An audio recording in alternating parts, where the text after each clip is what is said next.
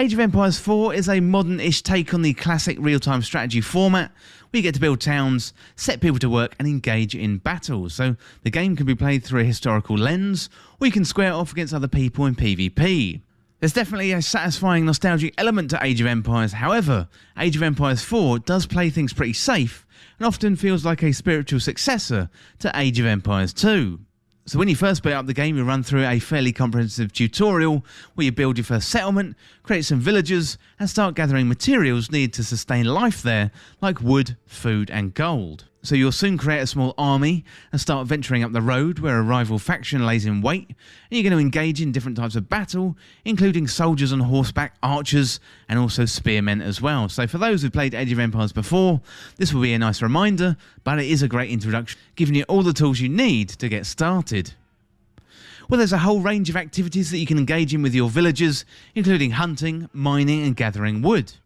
Soon you're going to be building houses for your villagers, building monuments to demonstrate your society's success, and also much more too. Yeah?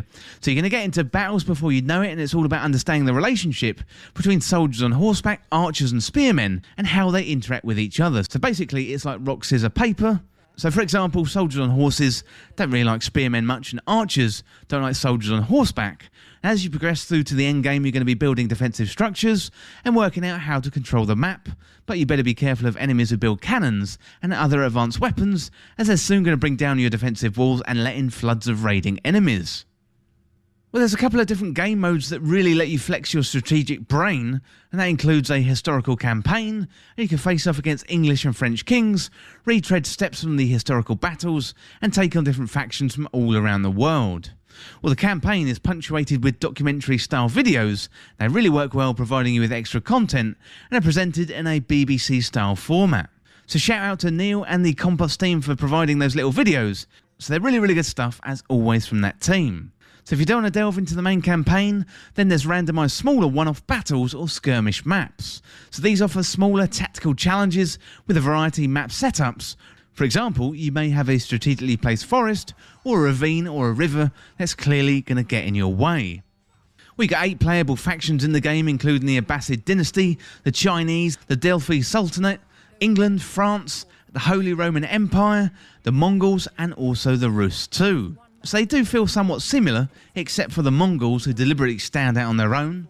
Well, the Chinese have a useful feature where they collect taxes, so you build up money nice and quickly, and you've got the Abbasid dynasty, who become leaders in tech pretty quickly due to the Baghdad House of Wisdom. One thing that does stand out is that Age of Empires 4 feels like a sequel to Age of Empires 2, in that it doesn't really innovate too much. In fact, some would say they play it really, really safe. It could almost be a next-gen upgrade of Age of Empires 2, so it's fairly easy to compare, given that Age of Empires 2 and 3 are also available on Xbox Game Pass, and that isn't to say that Age 4 isn't entertaining. It is, but there's no major innovation here, and they play it really, really safe, except for maybe one feature. And that one thing is the Mongol Empire. So they're very mobile, you can burn down villages and they stand out from all the other factions. They don't have defensive systems themselves, like for example the Romans or the English, but the Mongols, they're a really good demonstration of what Relic can do to try and freshen things up just a little bit. So if you're feeling worn down by the classic factions, I'd recommend giving the Mongols a try, as they're likely going to put Age of Empires 4 in a whole new light. Well, Age of Empires 4 taps into that nostalgic feeling really well, and for gamers of a certain age, it scratches a very satisfying itch. So the game is packed with over 40 missions to test your skills, and opens up with a classic France versus England battle, including the Battle of Hastings and other famous standoffs. So things do liven up a bit when they're introduced to the Mongols and the Russians, as the tactical battles get tougher and the objectives get much more interesting.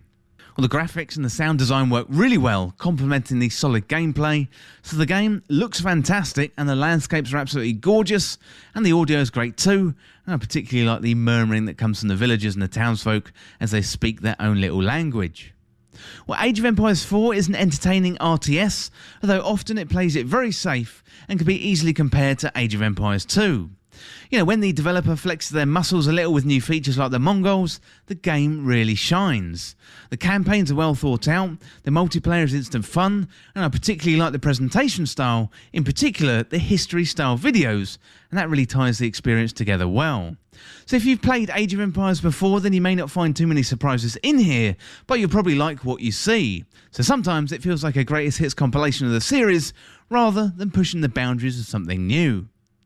Well, the game was developed by Relic, it was published by Microsoft Game Studios, so it's available on PC also via Xbox Game Pass, and was originally released on the 28th of October 2021. Well, that is it for my review of Age of Empires 4. Really good fun. Definitely recommend picking up. As always, thank you so much for watching. Hit that subscribe button down below and subscribe to This Week in Video Games.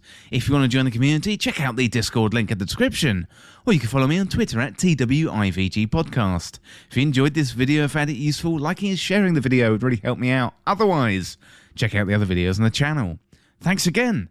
I'll see you soon. The Mongols are here. Call up the archers and deploy on the east wall with incendiary arrows.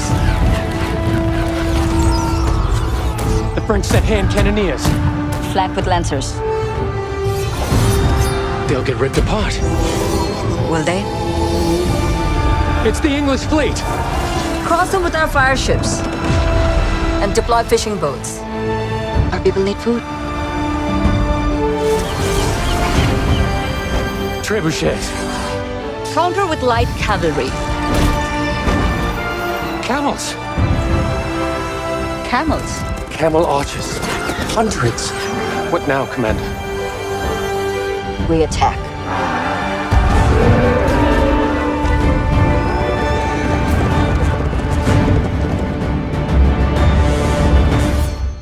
Play it day one with Game Pass for PC.